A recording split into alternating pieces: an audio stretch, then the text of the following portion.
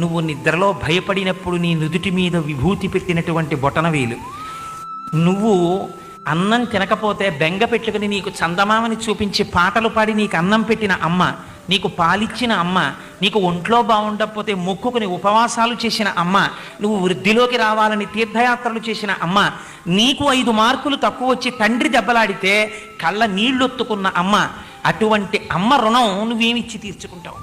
అమ్మా అని పిలవడమే రుణం తీర్చుకోవడం.